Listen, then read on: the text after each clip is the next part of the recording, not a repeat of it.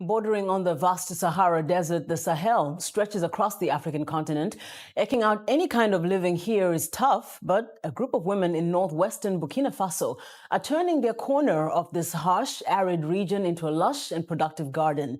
VOA's Paul Diho has that story.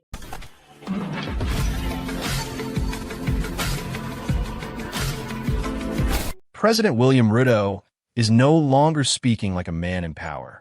He is pleading not with parliament, not with diplomats, but with Gen Z protesters filling the streets of Nairobi. His voice, once sharp and commanding, now trembles as he urges them not to burn their country to the ground.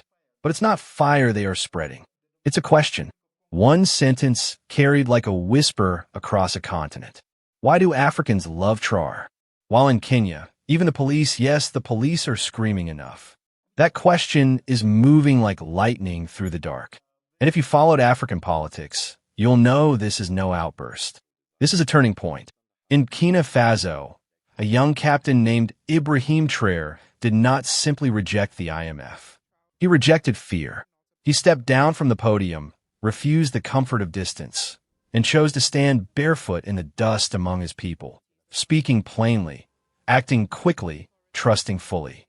And in Kenya, one of the most developed economies in West Africa, it is not the jobless or the poor who are protesting. It is the police, the guardians of the system, the final layer of obedience. They're no longer willing to be tools of exploitation. This is not politics. This is a battle between two definitions of leadership, one that breathes life into a nation and one that drains it. Stay with us, because this isn't just another story. It's the future our ancestors dreamed of. Subscribe and stand with us for an Africa that no longer bows. July 2024. In the heart of Nairobi, the unexpected happened. It wasn't the teachers. It wasn't the students. It wasn't even the unions. It was the police, armed, uniformed, trained to follow orders, who took to the streets in thousands, chanting a single word loud enough to shake the foundations of government. Enough. They didn't speak through spokespeople. They didn't negotiate in private. Some of them tore off their uniforms, removed their badges, and stood defiantly before cameras, declaring resignation, not just from duty, but from a system that no longer served its own protectors. It was the first time in decades that Kenya's law enforcement openly turned against the very government they were sworn to uphold. Their grievance: months of unpaid wages, slashed allowances, and a future mortgage to conditions set by the International Monetary Fund. Under President William Ruto's leadership, Kenya had borrowed over $9 billion from global lenders since 2021. In exchange, the country was forced to implement sweeping austerity, cuts to public sector wages, education subsidies reduced, healthcare budgets frozen. And for the police, the so-called guardians of order, it meant not just empty bank accounts, but a silent insult. How could those expected to enforce law continue doing so when they themselves were being abandoned? In the same breath of history, across the continent in Burkina Faso, another leader made a different kind of appearance. There were no motorcades, no heavy escort, no riot shields or gates. Captain Ibrahim Traoré walked into a dusty community education fair and sat down on the ground, cross-legged, surrounded by children, mothers, village elders. No speechwriters, no handlers, just a single sentence that traveled faster than any government decree. We don't need loan conditions. We need living conditions. There was no applause, only silence. The kind that comes when words finally say what people have been thinking for years. What does it mean when the same IMF loan causes one country's protectors to riot and another's citizens to rally around their leader? What does it reveal when the system's last enforcers are the first to walk away? If the police, the final layer between the state and chaos, no longer trust the state, then what is left to hold a nation together? In Kenya, President William Ruto doubled down. Statements were issued. Accusations of disloyalty filled the airwaves. Yet the people saw the truth. When a men in uniform, those paid to obey, begin to disobey, it is not a matter of rebellion. It is a revelation, a sign that the social contract has fractured so deeply even discipline can no longer cover the cracks. Meanwhile, In Burkina Faso, there were no protests, no banners, no chants, only a quiet kind of movement. A nurse offered weekend classes to children who had dropped out. A retired teacher reopened a rural classroom with benches made of scrapwood. No one was paid. No one was ordered, but somehow they showed up again and again and again. If leadership is defined not by orders given, but by actions followed, then what exactly are we witnessing here? Is it governance by decree or something far rarer? Governance by example? What does a country become when the people at the front lines of enforcement say we no longer believe? And what kind of future is built when in another land people act without being asked, simply because someone finally listened? In a time when African leaders speak from behind velvet podiums, shielded by glass, guarded by protocol, Captain Ibrahim has carved out a different kind of space, but of red dust and human breath. In the markets of Kaya and the village squares of Burkina Faso, he does not walk like a man delivering answers.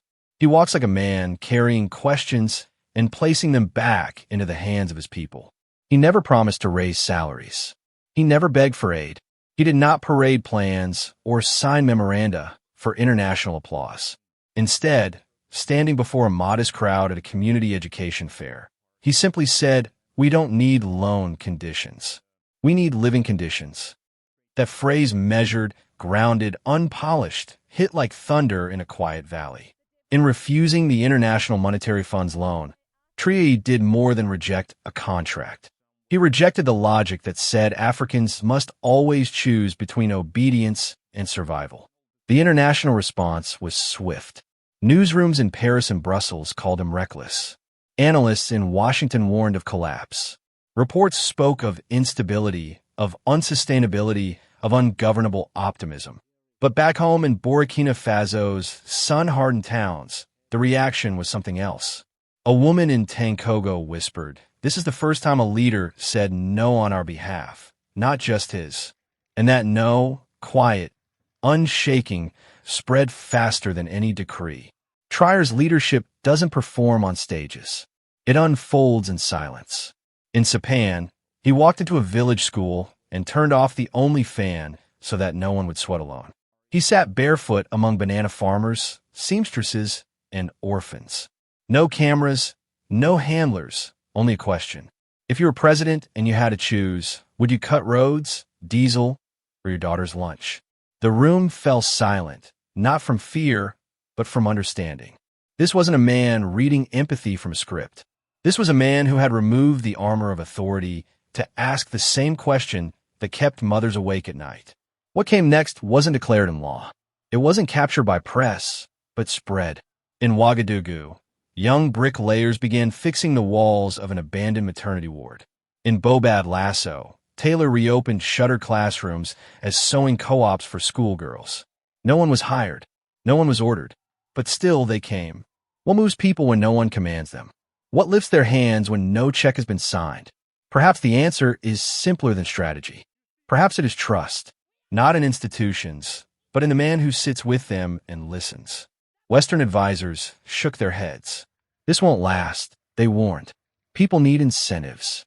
But Burkina Faso was proving something older than economics. The belief, once restored, can move heavier stones than fear ever could. In Dougou, a farmer gave away half his harvest to feed school volunteers. In Kédougou, a teenager took over a defunct radio station to broadcast free tutoring for rural children. These weren't projects, they weren't reforms. They were responses born not from budget lines, but from a leader's example.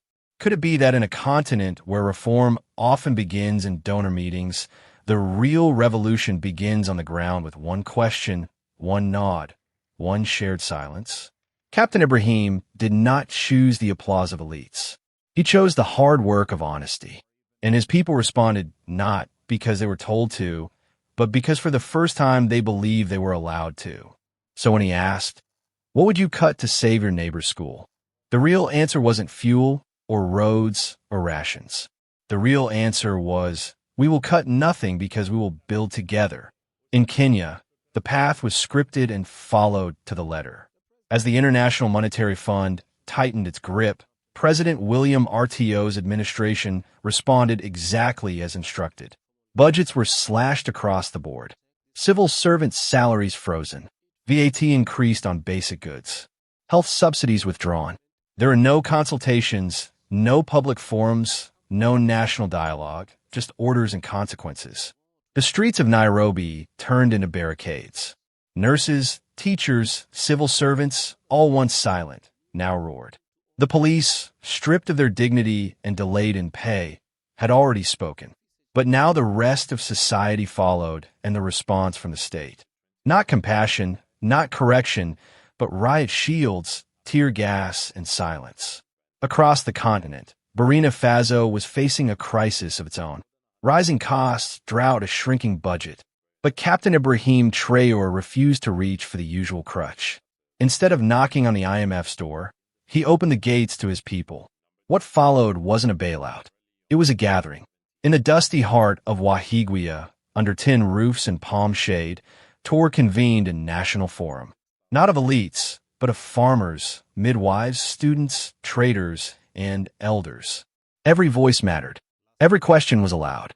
And the question that anchored them all was painfully honest. If we must tighten our belts, where should we begin? And who should be protected first? There were no promises made, no glittering 5-year plans. Just a raw and unprecedented act of trust. And what happened next was nothing short of miraculous. A farmer in Yako donated 3 hectares of land for food cooperatives. An electrician in Toma volunteered to repair a defunct power station, bringing light back to an entire village. Teachers in Farda Ngorma opened night classes in courtyards by lamplight, brick by brick, school by school, station by station. A nation began to rebuild itself. Without loans, without conditions, only belief. Captain Ibrahim's latest news is no longer about what he rejected, but what he helped ignite. A culture not of resistance, but of responsibility. Meanwhile, in Nairobi, news reports painted a grim picture. Inflation surged beyond 20%, public transport stalled, fuel prices skyrocketed, food prices doubled, civil society groups launched. Financial justice commissions to demand transparency over Kenya's $9 billion IMF deal. But the state responded not with answers, but armored trucks. If leadership is tested most during scarcity, then what do these 2 stories reveal? One leader imposed sacrifice without asking. The other asked before proposing. One leader silenced dissent. The other sat among it. And one called for discipline, while the other inspired dignity. In Bobolasso, a group of university students launched a public campaign titled "We Are the Plan B." Their message, if no help comes from abroad, then let the youth become the solution. They offered free tutoring, started mobile health units, crowdfunded textbooks, all without state instruction, and the state, remarkably, did not stop them. Compare that to Nairobi, where students who dared to protest fee hikes were arrested, where teachers demanding basic equipment were labeled enemies of development, and where the youth's demand for transparency was called subversion. 2 crises, same continent, but one response inspired hope, the other only exhaustion. What does it say about power when silence must be enforced? And what does it say about people when action is born not from orders, but from faith? Burkina Faso latest news isn't about foreign ratings. It's about something rarer. People rising not in protest, but in participation. Choosing to act because someone finally chose to listen. If you believe this is what Africa needed all along, say amen in the comments below. Because maybe the real revolution doesn't begin with elections. Maybe it begins the moment people stop waiting and start building. Just weeks after Captain Ibrahim Traor announced the expansion of Burkina Faso's land reform program. A bold move aimed at transferring idle land back to community farmers. The response from global financial institutions came swiftly and decisively. It didn't arrive in the form of negotiations or open debate. It came as a silent strike through spreadsheets and ratings. In early May, 3 major credit rating agencies simultaneously downgraded Burkina Faso. Their justification, political unpredictability, lack of fiscal alignment, and absence of foreign investor confidence. These weren't just comments, they were signals.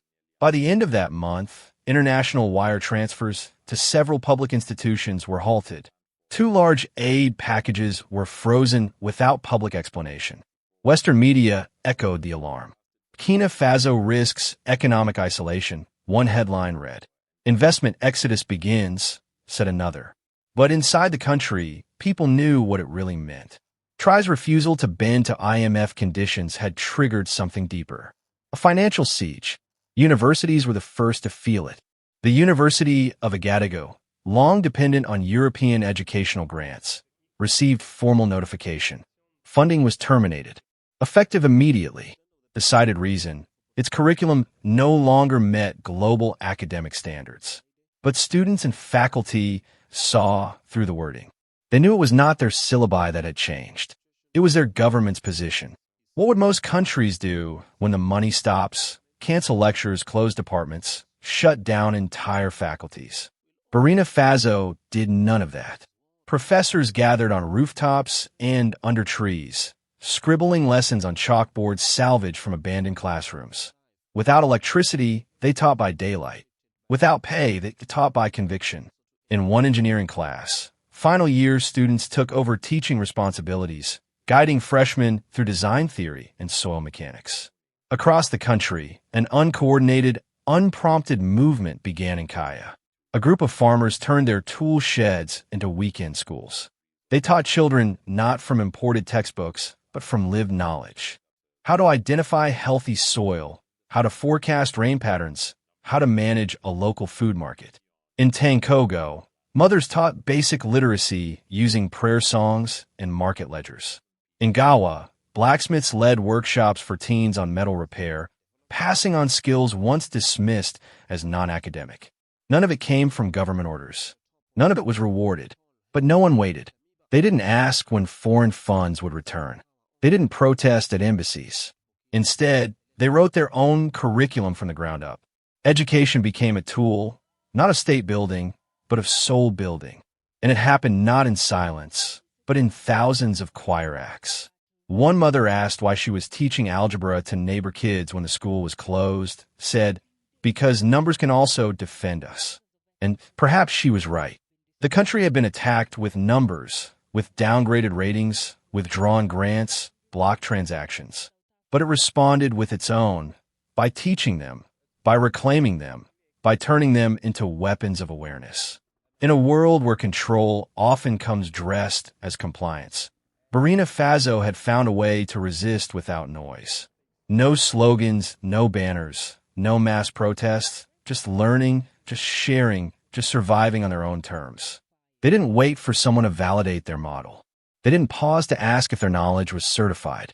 They passed it on anyway, from farmers to children, from engineers to peers, from elders to whoever would listen. Because when a nation is stripped of its funding but not of its faith, it finds a new way to grow. They couldn't stop the people. So they tried to stop the credit, but even under financial siege, the people did not fall. They rose one chalkboard, one lesson, one village at a time. And so they built education with their own hands like a silent uprising written not in anger, but in courage. By mid-July, the unrest in Kenya had reached beyond police lines. It seeped into classrooms, clinics, and campuses. Teachers began walkouts in protest of frozen salaries. Nurses staged silent vigils outside shuttered hospitals. University students held sit-ins demanding transparency over the country's $9 billion IMF loan. The streets no longer belonged to the state. They belonged to the voices of discontent. What began with unformed officers stripping their badges had become a nationwide wave. But this wave did not build anything. It broke things: trust, communication, hope. Each protest chant echoed with exhaustion. Each march revealed the gap between government policy and public life. In Nairobi, posters read, "We are not poor, we are punished." Outside Parliament, a student scrolled on a wall, "Debt is the new dictator." The slogans were powerful, but the silence from leadership was deafening. President William Ruto, once seen as a technocrat with vision, was now branded as the face of economic submission. His speeches on fiscal responsibility rang hollow in a country where bread prices had doubled in 6 months, where electricity was rationed, and where teachers had not seen a full paycheck in a quarter. And then the news began to trickle in from Burkina Faso, not from news outlets, but from WhatsApp threads, Telegram groups, and Pan-African radio stations. In Bobadillo, a team of youth engineers had restored 10 idle farming machines with repurposed parts. They used no manuals, just inherited knowledge. In Wahiguia, women formed baking cooperatives using local grains to replace expensive imports. In Gawa, radio volunteers broadcasted night lessons for rural children using stories, songs, and riddles. No one had told them to do this. No one had offered bonuses or threatened penalties. They acted because someone had listened. Captain Ibrahim Traor had not instructed them. He had inspired them. And once people feel they are part of something, they do not wait for instructions. They act. There were no protests, no fires, no slogans. But there was movement, the kind that changes nations quietly and permanently. What separated these two countries facing similar economic storms was not policy. It was participation. In Kenya, people felt excluded. In Burkina Faso, they felt invited. And that made all the difference. When women in Tankogo bake bread from millet instead of wheat, they are not just cutting costs. They are reclaiming sovereignty. When students teach each other from homemade flashcards, they are not compensating for failure. They are building future resilience. And when farmers refuse imported fertilizers in favor of composting, they are not resisting modernity. They're defining it on their own terms. This is not about optimism. It is about ownership. In Kenya, anger erupted because the people believed no one was listening. In Burkina Faso, there was action because the people knew someone was. So, the question that now stretches across the continent is simple but profound. Which do you think makes for a more lasting revolution? Angry resistance or awakened responsibility? Two nations stood at the same crossroads, but chose roads so different their footprints barely looked like they belonged to the same continent. In Kenya, the streets became loud with protest, but quiet with despair. The trust that once held institutions together eroded under the weight of unpaid salaries and decisions signed far from home. Teachers downed their pens. Nurses left empty wards. Students carried placards instead of books. It was a revolt not just against austerity, but against the feeling of being unseen, unheard. Meanwhile, in Burkina Faso, something quieter yet more powerful unfolded. There were no posters, no slogans, just people fixing, building, teaching. Not because they were promised more, but because someone finally believed they were enough. Captain Ibrahim Traor didn't offer miracles. He offered trust, and trust, once given, grew faster than aid ever could. This is the final contrast. One people marching because they've lost faith, another moving forward because they've gained it. And it leaves a continent and a generation with questions no president can avoid. Can education born from necessity outlast degrees funded by debt? Can a people who listen to one another grow louder than the orders they refuse? And above all, will Africa rise because someone told it to, or because its people chose to? If you've ever wondered what kind of leader Africa truly needs, a Polish speaker from a palace or a quiet man in dusty sandals, then think of Traor and think of R. Then ask yourself, where would you place your trust? We want to hear your voice. What do you feel when you compare the paths of William R. and Ibrahim Traor? What does it mean for your family, your children, your future? Drop your thoughts below. And if you believe in this new kind of revolution, write it in the comments. Rise Africa. If this story moves something in your chest, don't scroll past. Like, share, speak, subscribe, because they hid our history long enough. Let's speak our future out loud. Thank you for being here. We'll see you in the next story.